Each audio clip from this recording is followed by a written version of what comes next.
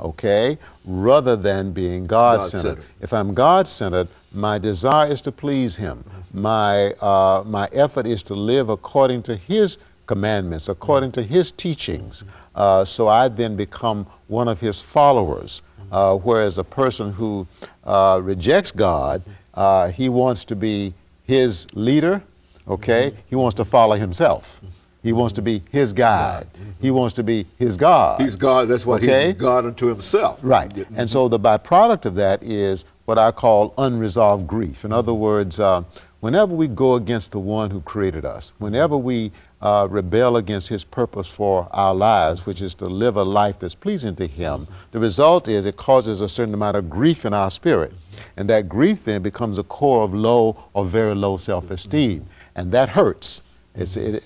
Unresolved grief involves emotional pain. So the person then finds themselves driven to try to find a way to overcome the pain, to numb the pain. Alcohol is often the thing that a person turns to. Sex often is the thing that the person turns to. Food is often the thing that the person turns to in an effort to find relief from this pain that's a result of them choosing to do their own thing or to go their own way.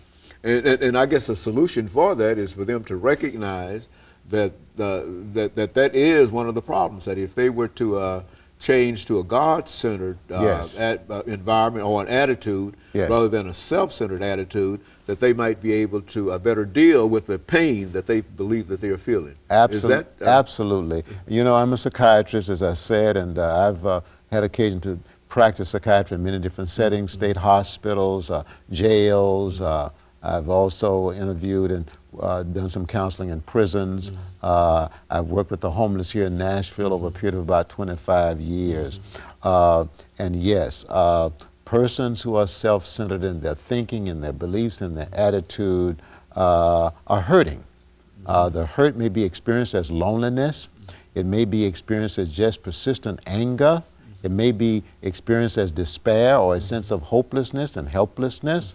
Okay, but the pain is very real. Or it may be experienced as emptiness. And God is the only healing. He's the only one who can overcome that kind of pain. And so oftentimes people resist turning to Him because they really don't want to come under His authority. They want to do their own thing, but they have found that it doesn't work, and so they tend to resist. But for the person who is struggling with low or very low self-esteem, if he's willing to turn to God, if he's willing to draw closer to God, I'm convinced, based on my own experience, professional and personal, that the Spirit of God in that person will move that person from low or very low self-esteem to a healthy and a positive self-esteem.